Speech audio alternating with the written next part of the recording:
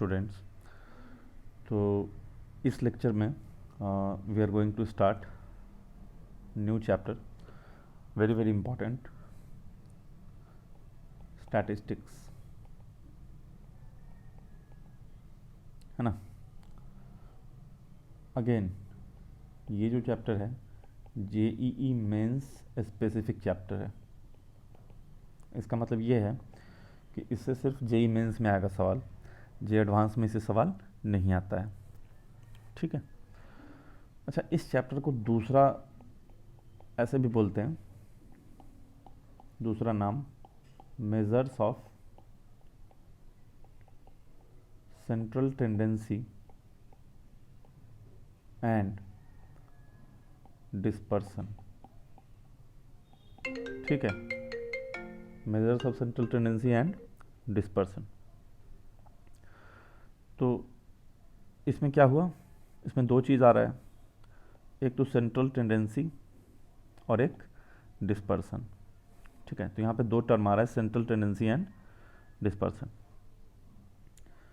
तो हम लोग धीरे धीरे आगे देखेंगे कि सेंट्रल टेंडेंसी क्या होता है और डिस्पर्सन क्या होता है, ठीक है। तो सबसे पहले डेटा समझ लेते हैं। इसमें ऑफ कोर्स सारा बात डेटा के रिगार्डिंग होगा, ठीक है। तो डेटा कितने तरीके का होता है वो हम पहले समझ लेते हैं। टोटल 3 तरीके का होगा डेटा। एक को बोलेंगे अनग्रुप्ड डेटा, ठीक है, या फिर रॉ डेटा, या फिर इंडिविजुअल ऑब्जर्वेशंस। तीनों एक ही बात है, कुछ भी बोलते हैं ना, अनग्रुप डेटा या फिर रॉ डेटा या फिर इंडिविजुअल ऑब्जर्वेशन। मतलब इसमें डेटा ऐसा रहेगा, वैल्यूज़ दे रखा होगा x1 x2 x3, है ना, यहाँ से लेके xn, अलग अलग वैल्यूज़ दे रखा होगा, ठीक है। तो उसको बोलते हैं अनग्रुप डेटा। फिर दूसरा होता है डिस्क्रीट फ्रीक्वेंसी टेबल, ठीक है। डिस्क्रीट फ्रीक्वेंसी टेबल बोलते हैं इसको।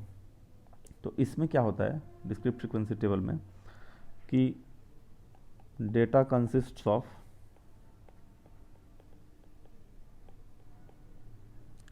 इसमें data consists of n distinct values x1 x2 से लेके xn with corresponding frequencies f1 f2 f3 so on fn। मतलब इसमें क्या होता है कि ऐसे डेटा दे रखा होगा x1 x2 x3 ऐसे करके xn तक, और x1 का फ्रीक्वेंसी f1, x2 का फ्रीक्वेंसी f2, x3 का फ्रीक्वेंसी f3, ऐसे करके fn। इस टाइप का डाटा दे रखा होगा, ठीक है। तो इसको डिस्क्रीट फ्रीक्वेंसी टेबल बोलेंगे। अच्छा, फ्रीक्वेंसी f1 है, मतलब क्या है, इसका मतलब है x1 ऑकर्स f1 टाइम्स, ठीक है। नंबर ऑफ टाइम्स, वो ऑब्जर्वेशन नंबर ऑफ टाइम्स कितनी बार ऑकर कर रहा है उसको उसका फ्रीक्वेंसी बोलते हैं, ठीक है।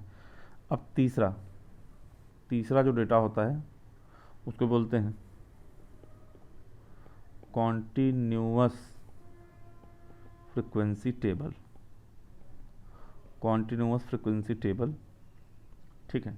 और इसको ग्रुप्ड डाटा भी बोलते हैं, ग्रुप्ड डाटा, ठीक है। इसमें क्या होता है कि लिखो, और continuous frequency distribution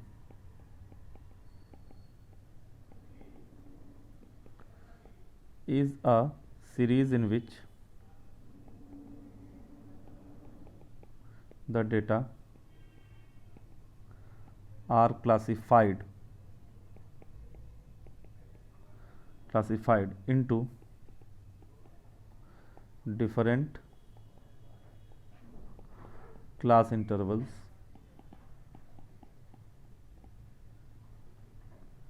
without gaps along with their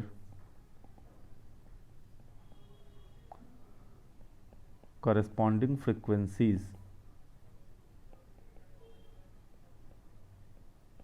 ठीक है, मतलब इसमें क्या होगा कॉन्टिन्यूस फ्रिक्वेंसी में कि क्लास के फॉर्म में दे रखा होगा। जैसे एग्जांपल मैं समझाता हूँ, एग्जांपल कैसे दे रखा होगा।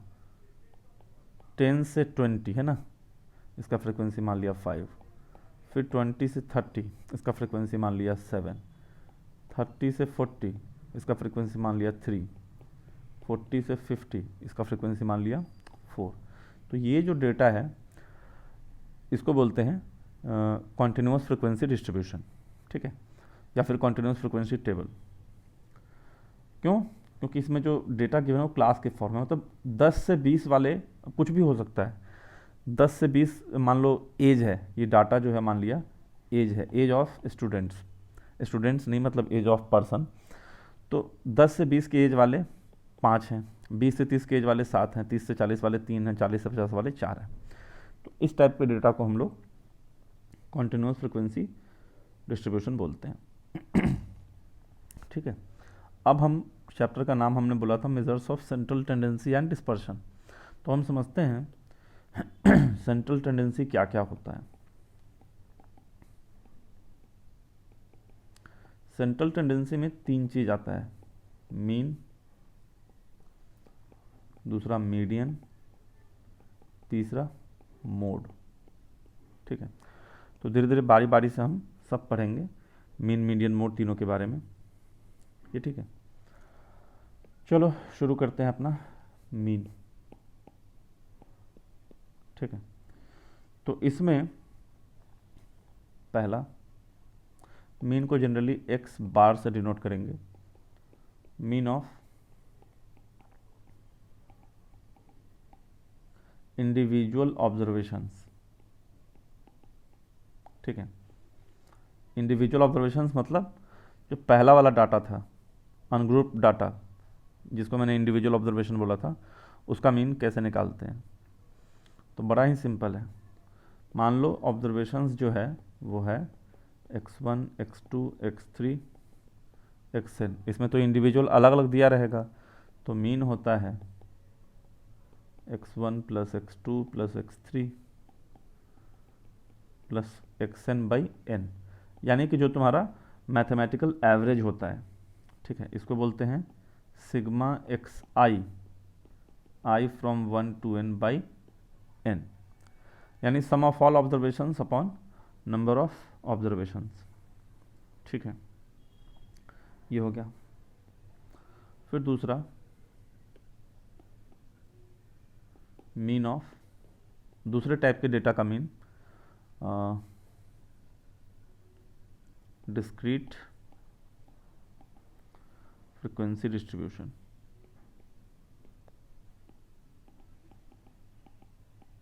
डिस्क्रीट फ्रीक्वेंसी टेबल का मीन हम कैसे निकालेंगे। तो इसमें मान लो तुम्हारे पास यहाँ पे ऑब्जर्वेशंस है और यहाँ पे फ्रीक्वेंसीज है एफ आई। ऑब्जर्वेशंस क्या है, x1, x2 ऐसे करके xn तक, और उसका कॉरेस्पॉन्डिंग फ्रीक्वेंसी f1, f2 ऐसे करके fn तक। तो इस केस में मीन होता है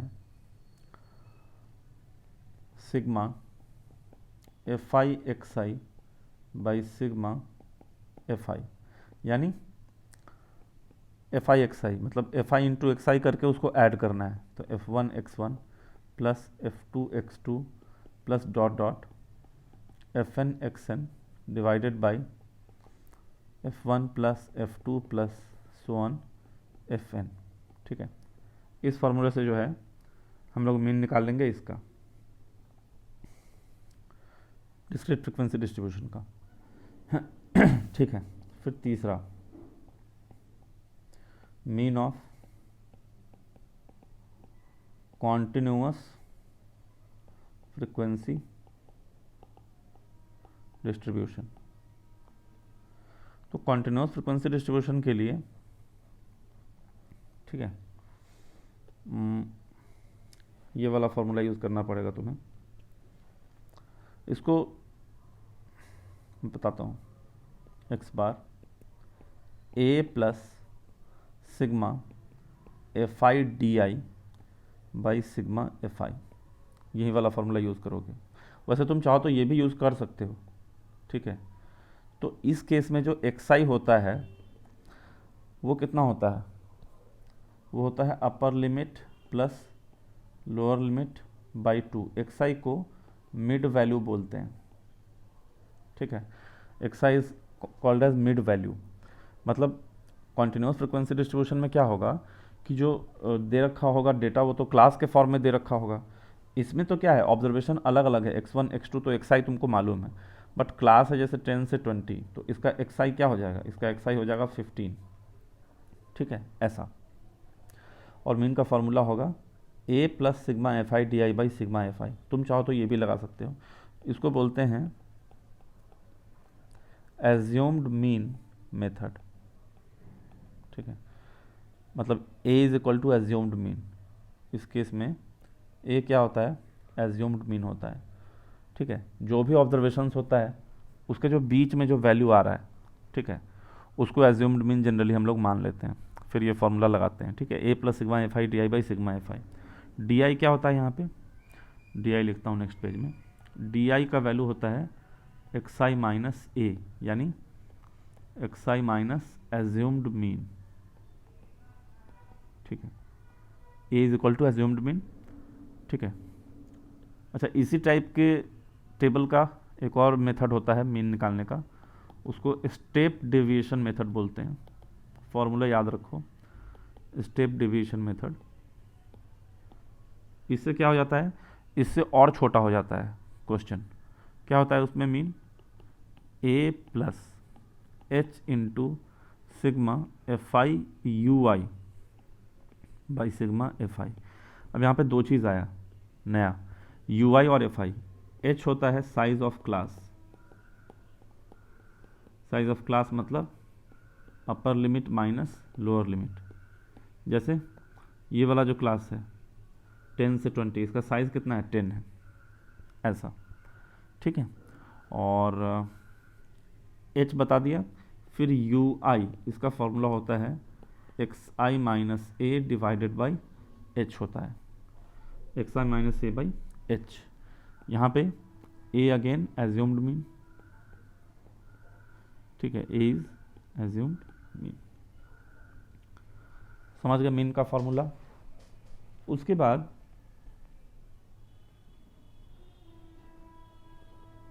देर is something called weighted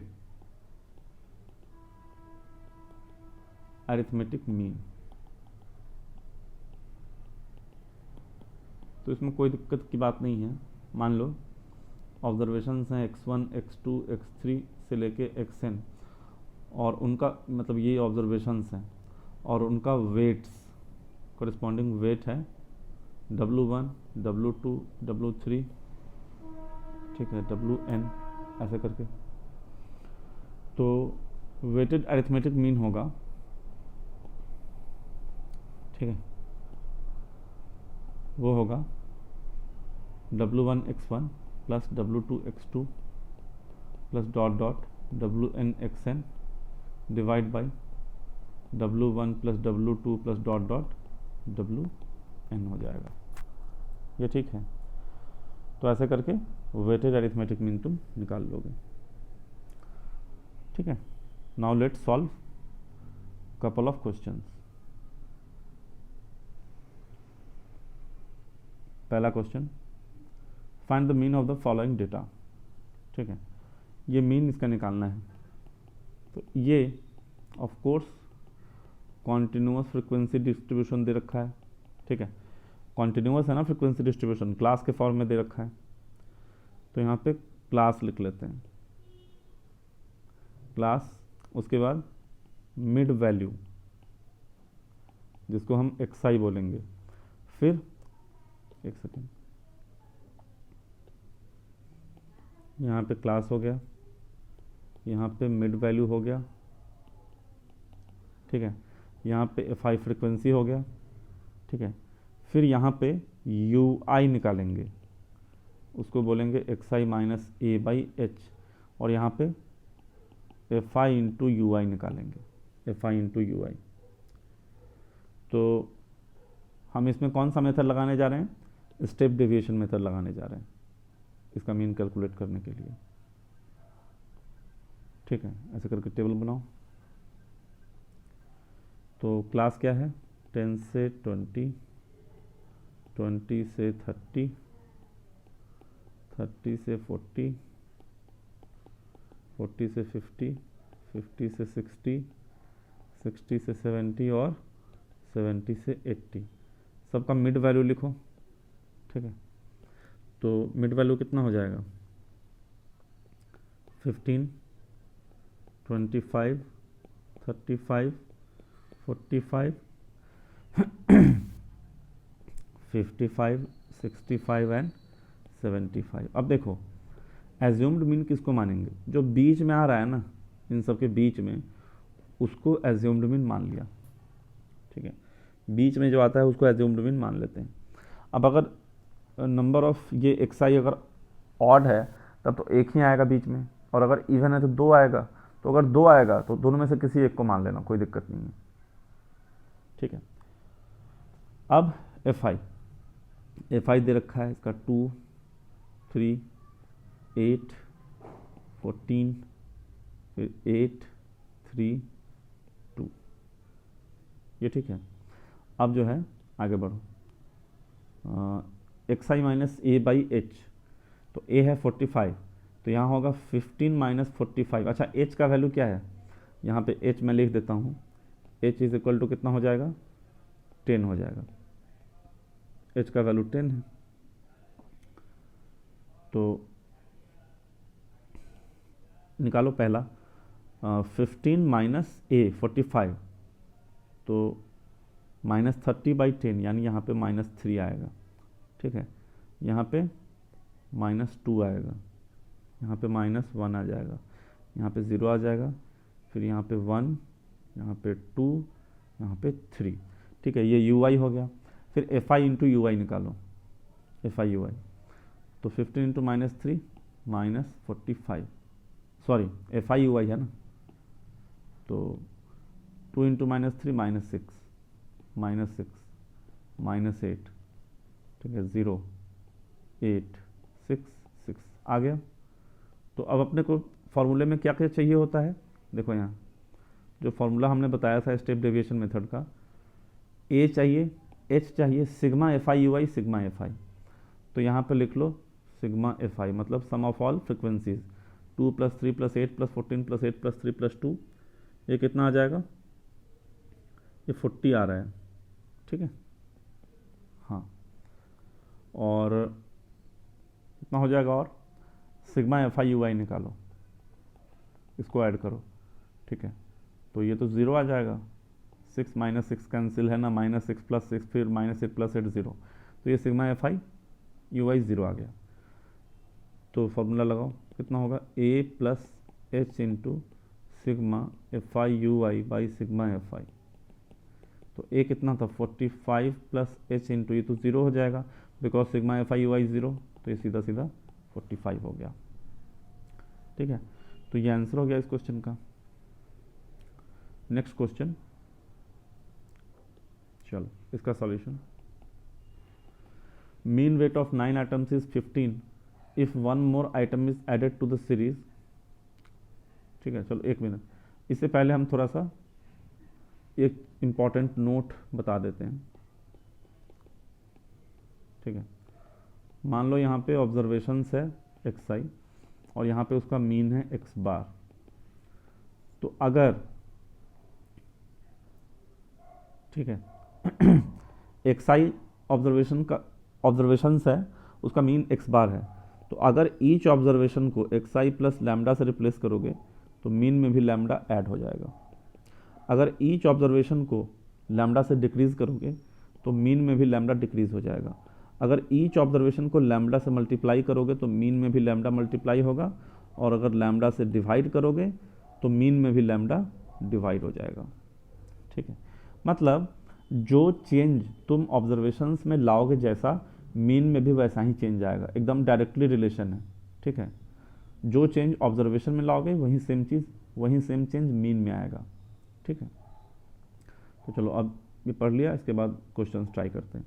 mean weight of 9 items is 15, तो इसका मतलब है 9 आइटम्स का मीन यानी sigma x i by 9, mean क्या होता है sigma x i by n, ये 15 है। तो इसका मतलब है sigma x i, of course ये 1 से 9 तक जाएगा आई इसमें, तो ये 15 9 हो जाएगा मल्टीप्लाई, यानी 135। If one more item is added to the series mean become 16। ठीक है, तो लेट x10 इज एडेड। ठीक है, x10 इज एडेड, तो फिर न्यू मीन, एक आइटम ऐड कर दिया तो मान लो x10 है, पहले से 9 आइटम था तो उसमें x10 हमने ऐड कर दिया, तो न्यू मीन कितना हो जाएगा 16 हो जाएगा। वो कितना होगा x1 plus x2 plus dot dot x10 by 10, तो इसका मतलब है x1 plus x2 plus so on x9 तक, और प्लस लास्ट में x10 by 10।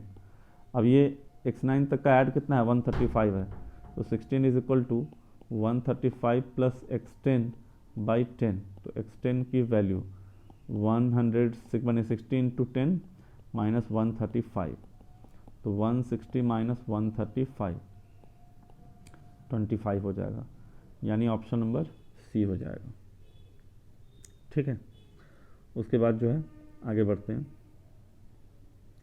Let's take more questions. यहाँ पे भी क्वेश्चन है। ठीक है, इसको ट्राई करो, पहले खुद से ट्राई करो, और नहीं सॉल्व होगा तो फिर सॉल्यूशन देखना। ठीक है, क्या दे रखा है, if the frequency distribution of discrete data given below. Discrete मतलब वही अलग अलग, डिस्क्रीट मतलब क्या होता है ना, अलग अलग, individual. The frequency k against value 0 is missing, if the mean is 2.5 then the missing frequency k will be. बहुत आसान क्वेश्चन है।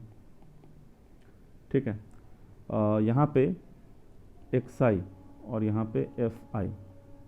ठीक है, तो यहाँ पे क्या दे रखा है, मतलब xi कितना है, वेरिएबल का वैल्यू वो है 0 1 2 3 4 5, ये xi है, और फ्रिक्वेंसी क्या है 0 के करस्पॉन्डिंग k है, फिर 20 है, फिर 40 है।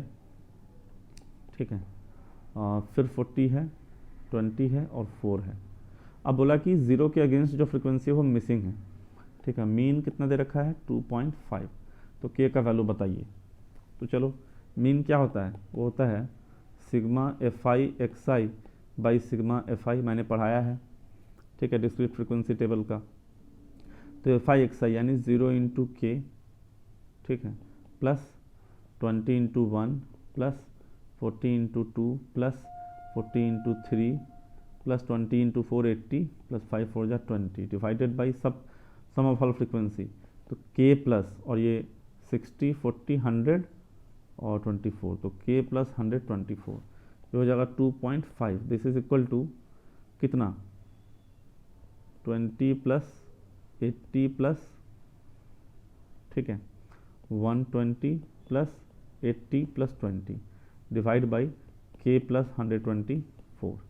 अब आई होप ये निकाल लोगे तुम लोग, कितना हो जाएगा, ये हो जाएगा है ना 100 100 200, तो ये हो जाएगा 320 बाई k प्लस 124। तो इसका मतलब ये k प्लस 124 कितना हो जाएगा 320 बाई 2.5 इंटू मैंने 10 बाई 25, ऐसा हो जाएगा। 5 2 जा 10, 5 5 जा, फिर 5 से ये कटेगा। ठीक है, कितनी बार में 5 6 जा 30, 5 4 जा मैंने 128 आ रहा है, तो k की वैल्यू क्या हो जाएगा 128 माइनस 124 यानी 4 हो जाएगा। तो k का मिसिंग वैल्यू निकालना था, 4 हो जाएगा। ठीक है, next question says solution, if mean of n items is x बार। चलो सबसे पहले इसको इन्फॉर्मेशन है तो लिख लो, एक्स एन आइटम्स का मीन एक्स बार है, तो x1 plus x2 plus up till xn by n, ये कितना आ जाएगा x बार। ठीक है, तो if each rth item is increase by 2r, ध्यान से सुनो, rth आइटम xr है, इसको 2r से इंक्रीज कर दिया, तो इसका मतलब ये xr प्लस 2r हो जाएगा। Each rth item is increase by 2r, new mean will be, तो फिर नया मीन क्या होगा ये पूछ रहे हैं। तो इसका मतलब ये है, ध्यान से सुनो, x1 किससे रिप्लेस होगा, x1 प्लस 2r, मतलब यहाँ पे r का वैल्यू 1 है तो x1 प्लस 2 से रिप्लेस होगा। फिर x2 किससे रिप्लेस होगा, वो x2 प्लस 2 2 या 4 से रिप्लेस होगा। x3 किससे रिप्लेस होगा, x3 प्लस 2r, r का वैल्यू 3 है तो 6 से, ऐसे हो जाएगा सब। तो न्यू मीन कितना हो जाएगा, न्यू मीन, देखो नंबर ऑफ आइटम्स तो सेम है n, बस खाली हर आइटम 2r से इंक्रीज हो गया है। ठीक है, तो न्यू मीन क्या होगा, पहला आइटम क्या हो जाएगा x1 प्लस 2 प्लस दूसरा आइटम x2 प्लस 4, तीसरा आइटम x3 प्लस 6, ऐसे करके जो nth आइटम है वो किससे रिप्लेस होगा, xn plus 2n, divide by number of items तो n ही रहेगा, तो ये कितना हो जाएगा, ये हो जाएगा ऐसे x1 plus x2 plus x3 so on xn plus 2 plus 4 plus 6 plus 8 plus so on 2n, ठीक है, डिवाइडेड बाई n, अलग अलग कर लो, x1 plus x2 plus up till xn by n plus 2 plus 4 plus 6 plus 2n by n, इसको solve किया। अच्छा, ये x1 plus x2 plus x3 plus xn by n, ये तो क्या है, ये तो सीधा सीधा x बार है, प्लस इसमें से 2 कॉमन ले लिया तो 1 plus 2 plus 3 plus up till n divided by n, तो हो जाएगा x बार प्लस 2 इंटू, तुमको मालूम होना चाहिए 1 से लेकर के n तक का सम कितना होता है, n into n plus 1 by 2 into n, तो 2 से 2 कटा, n से n कटा, तो ये हो जाएगा x बार प्लस n प्लस 1, यानी न्यू मीन तुम्हारा कौन सा हो जाएगा, यही हो जाएगा, ऑप्शन नंबर डी हो जाएगा। ठीक है, ये क्वेश्चन नंबर 3 था। नेक्स्ट क्वेश्चन, क्वेश्चन नंबर 4 है ना। अच्छा, arithmetic mean of 2n plus 1c0 2n plus 1c1, ऐसे इस क्वेश्चन को इम्पॉर्टेंट मार्क कर लो। ठीक है, ये क्वेश्चन में बाइनोमियल थ्योरम यूज़ कर दिया, मतलब बाइनोमियल थ्योरम आ गया। ठीक है, इसलिए इम्पॉर्टेंट है, स्टैटिस्टिक्स में उसने बाइनोमियल थ्योरम घुसा दिया। तो ये जो सीरीज है देखो, 2n प्लस 1c0 जो सीक्वेंस है, 2n plus 1c1 2n plus 1c2, ऐसे करके 2n प्लस 1cn, इसको हाफ सीरीज बोलते हैं, हाफ सीरीज बोलेंगे, क्यों, क्योंकि जो लोअर सफिक्स है वो n तक जा रहा है, अपर सफिक्स जो है 2n प्लस 1 है, तो n उसके हाफ के आसपास है, इसलिए इसको हाफ सीरीज बोलते हैं। अब तुमको मालूम होना चाहिए फॉर्मूला, बाइनोमियल थ्योरम का 1-2 फॉर्मूला, ये वाला nc0 plus nc1 plus nc2, अगर ऐसे करके पूरा ncn तक जाता है तो इसका वैल्यू 2 की पावर n होता है, इसको दिमाग में रखना। अगर तुमको नहीं मालूम है तो अभी लिख लो, nc0 से लेके ncn तक का सम 2 की पावर n होता है, बीच में कोई भी छूटना नहीं चाहिए। अच्छा, और एक फार्मूला क्या होता है, पढ़ा होगा तुम लोग क्लास 11 में, ncr जो होता है वो ncn माइनस r होता है। ठीक है, ये 2 फार्मूला इस क्वेश्चन में यूज होगा, ncr equal to ncn minus r और sum of all binomial coefficients is 2 की पावर n। नाउ अच्छा, इनका अरिथमेटिक मीन बोला है, तो अरिथमेटिक मीन कितना हो जाएगा, 2n plus 1c0 plus 2n plus 1c1 से लेके 2n plus 1cn divided by n, n नहीं n प्लस 1, क्यों, क्योंकि 0 से लेके n तक जा रहा है, तो नंबर ऑफ टर्म्स कितना है, n प्लस 1 है। अच्छा, ऊपर जो न्यूमरेटर है इसको हम कुछ बोल देते हैं, s बोल देते हैं, इसी का तो सम निकालना है। नाउ अगर s निकल गया तो आपका काम हो गया, तो s कितना है, 2n plus 1c0 2n plus 1c1 2n plus 1c2 plus ऐसे dot dot 2n plus 1c2 2n+1, ये एस है। देखो हाफ सीरीज का सम फाइंड करने का there is a standard method, ठीक है, वही स्टैंडर्ड मेथड तुमको भी समझाया जा रहा है। क्या करना होता है, हर टर्म पे apply n C r is equal to n C n minus r, और लिखो, फिर से लिखो, तो एस इज इक्वल टू, अब इस पर अप्लाई करो n C r is equal to n C n minus r, तो 2n+1 से 0 कितना हो जाएगा, वो जाएगा 2n+1 सी 2n+1 प्लस 2n+1 सी 1 कितना हो जाएगा, वो हो जाएगा 2n+1 सी 2n+1 -1 यानी 2n प्लस 2n+1 सी 2 कितना हो जाएगा 2n+1 सी 2n -1 plus dot dot dot, और ये लास्ट में क्या हो जाएगा 2n+1 सी 0 हो जाएगा। दोनों को ऐड कर दो, है ना, ऐड कर दिया दोनों को, तो s प्लस एस इधर कितना होगा 2s इज इक्वल टू, इधर कितना हो जाएगा 2n+1 सी 0 प्लस 2n+1 सी 1, पहले वाले से प्लस डॉट डॉट, पहले वाले से कहाँ तक जाएंगे, अरे मैं क्या कर रहा हूँ, एक सेकेंड गड़बड़ हो गया, ये 2n+1 सी 2n+1 तक नहीं है, 2n+1 सी n तक है, ठीक है, तो इसका मतलब है दूसरे वाले में क्या हो जाएगा, जब लगाओगे तो 2n+1 सी n+1 हो जाएगा।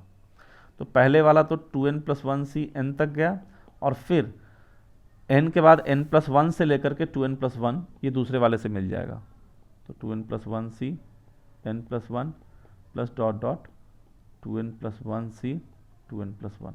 अब तुम देखो कि 0 से लेकर 2n+1 पूरा है क्या, हाँ 0 1 2 3 n+1 से लेकर के पूरा 2n+1 पूरा मौजूद है, उसका आंसर क्या होगा 2 की पावर n हो जाएगा। 0 से लेकर के n तक अगर होता है तो वैल्यू होता है 2 की पावर n, तो n का वैल्यू यहाँ कितना है 2n+1, तो इसका आंसर हो गया 2 की पावर 2n+1। ये क्या है 2s है, तो यहाँ पे s कितना हो जाएगा 2 की पावर 2n+1 डिवाइड बाई 2, यानी 2 की पावर 2n हो जाएगा, ठीक है, ये s आ गया। नाउ मीन कितना था, मीन हमने पढ़ा है s/n+1 यानी 2 की पावर 2n/n+1, ये आंसर हो गया, ठीक है। देख लो ऑप्शन नंबर डी मेन है कि ये बाइनोमियल थ्योरम का क्वेश्चन था, बस उसमें मीन घुसा दिया थोड़ा सा।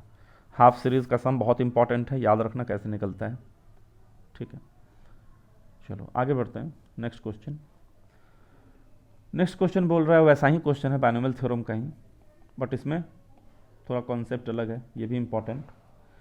If the variate takes the values 0 to 48 2 की power n with frequencies nc0 nc1 ncn, मतलब यहाँ पे xi और fi दोनों दे रखा है। xi क्या है 0 2 4 8 ऐसे करके 2 की पावर n, फ्रिक्वेंसी है 0 का nc0, 2 वाले का nc1, 4 वाले का nc2, 8 वाले का nc3, ऐसे करके 2 की पावर n वाले का ncn, और इसका मीन दे रखा है 91 इंटू 8/2 की power n, then n equals. ये क्वेश्चन इंपॉर्टेंट है, मार्क कर लेना अच्छे से। देखो ध्यान से, अब अगेन तुमको ये मालूम होना चाहिए 1 प्लस एक्स की पावर n क्या होता है, वो होता है nc0 plus nc1 into x nc2 x square so on ncn x की पावर n होता है, यानी सिग्मा NCR एक्स की पावर r होता है, r फ्रॉम 0 to n, ये 1 प्लस एक्स की पावर n होता है, समझ गए। अब यहाँ पे आओ, मीन कितना होगा इसका sigma fi xi by sigma fi, यही मीन होगा, तो ये is equal to sigma fi xi कितना होगा 0 into nc0 plus 1 into not 1 into 2 into nc1 plus 4 into nc2 dot dot 2 की power n into ncn divide by nc0 plus nc1 से लेकर के ncn, ठीक है। देखो अब एक चीज़ समझो, ये जो ऊपर में न्यूमरेटर में जो सीरीज़ है इसका सम देखते हैं कितना होगा। डिनोमिनेटर वाला तो तुमको दिख रहा है, डिनोमिनेटर वाला कितना हो जाएगा 2 की पावर n, अब ये भी पढ़ाया था nc0 से लेकर ncn तक का सम कितना होगा 2 की पावर n हो जाएगा। अब न्यूमरेटर वाले का देखते हैं, तो इसमें कितना है 0 तो ख़त्म हो गया, तो ये है nc1 into 2 plus nc2 into 2 square plus NC3 into 2 cube plus so on NCn into 2 की पावर n, है ना, न्यूमरेटर की बात कर रहे हैं।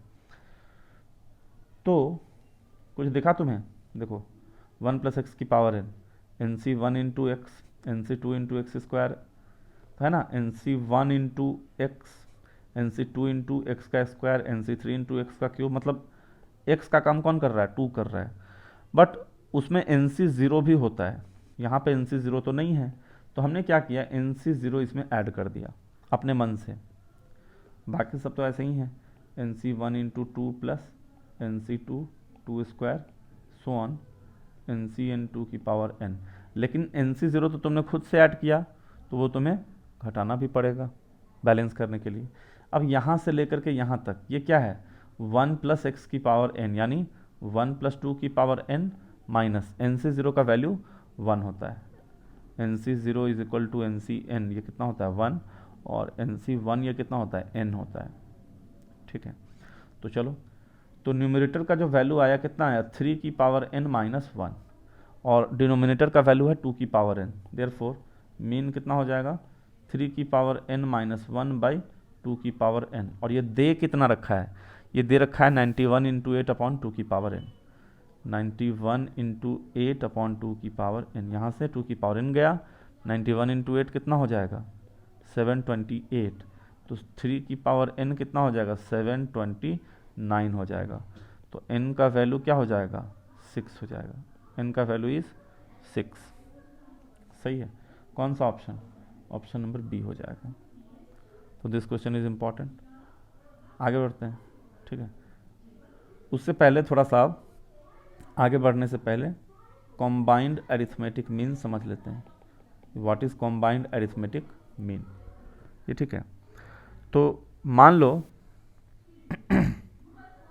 मतलब इसमें क्या है कि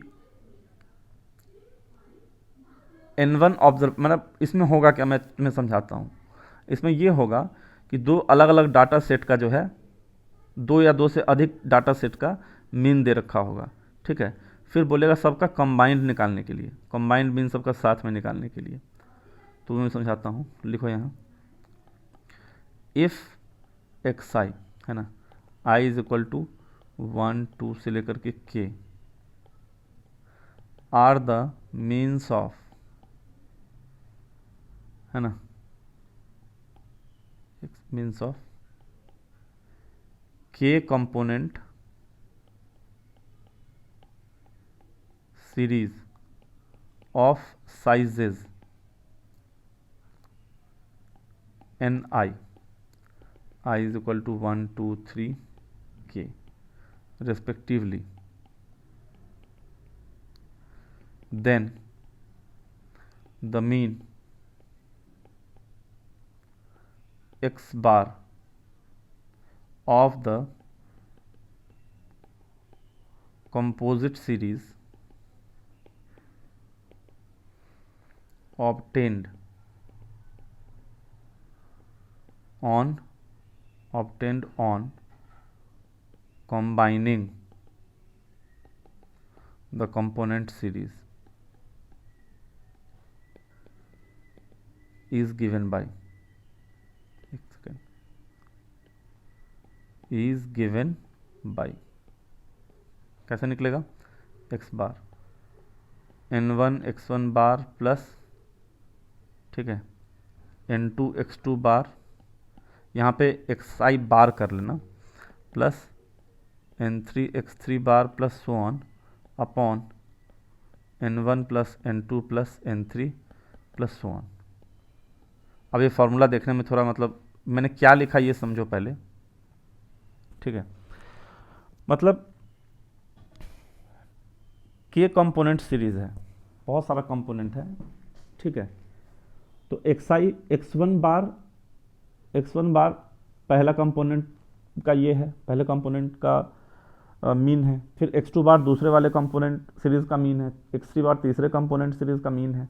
तो सबको अगर कंबाइन कर देंगे तो कंबाइंड अरिथमेटिक मीन का फॉर्मूला ये है। This formula is very very important, again JEE Mains में पूछ देगा, फिर पता भी नहीं चलेगा तुम लोग को अगर याद नहीं रहेगा तो अच्छे से याद कर लो। अब इस पर क्वेश्चन करते हैं। तब समझ में आएगा। जैसे देखो फर्स्ट क्वेश्चन इस पे, in a class of 100 students there are 70 boys whose average marks in a subject are 75। तो 100 स्टूडेंट है तो बॉयज़ 70 है तो गर्ल्स 30 हो गया। सॉल्यूशन, तो n of boys, number of boys 70, तो नंबर ऑफ गर्ल्स कितना हो जाएगा 30 हो जाएगा।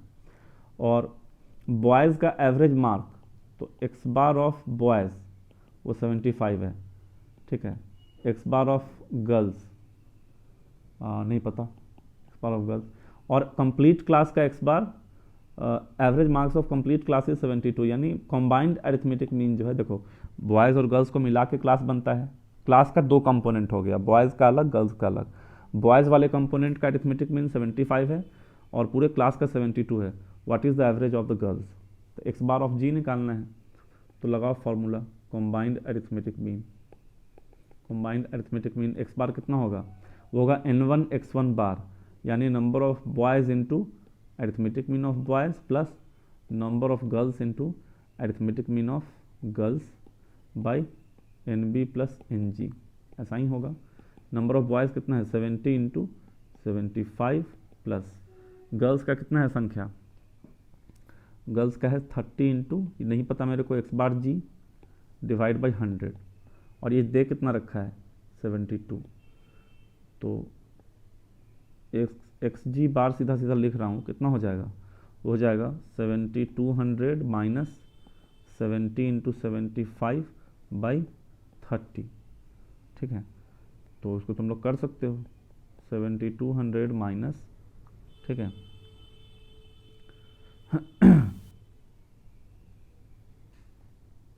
50 अपॉन 30 कर लो, जो भी आएगा ये आंसर हो जाएगा, ठीक है।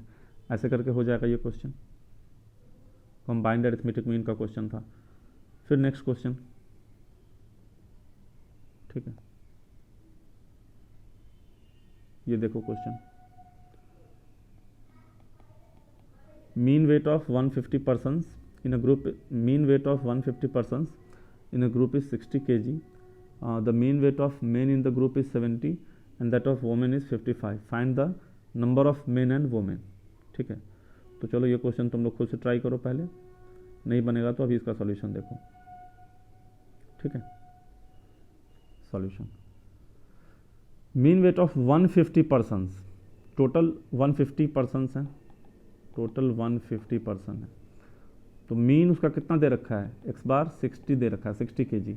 मीन वेट ऑफ मेन, तो मान लो number of men is n1 and number of women is n2, तो क्लियरली n1 प्लस n2 कितना हो जाएगा 150 हो जाएगा, क्योंकि total number of person is 150 और मेन का मीन x1 बार बोला वो कितना है 70 है, वुमेन का मीन x2 बार 55 है, तो बस हो जाएगा आप question. Now combined arithmetic mean लगाओ, combined arithmetic mean X bar कितना होगा n1 x1 bar plus n2 x2 bar by n1 plus n2, कितना दे रखा है कॉम्बाइंड अरिथमेटिक मीन 60 दे रखा है, n1 x1 बार, तो n1 कितना है नहीं पता, x1 बार कितना है 70 प्लस n2 नहीं पता, x2 बार कितना है 55 अपॉन n1 प्लस n2 कितना है 150,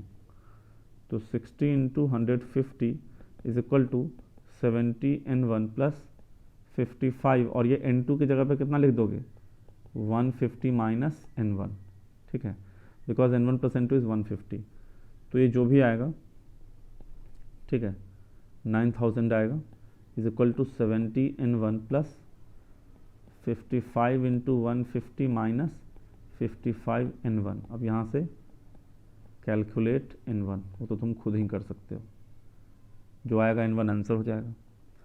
फिर नेक्स्ट क्वेश्चन देखो, AIEEE 2007 का आया हुआ, ठीक है।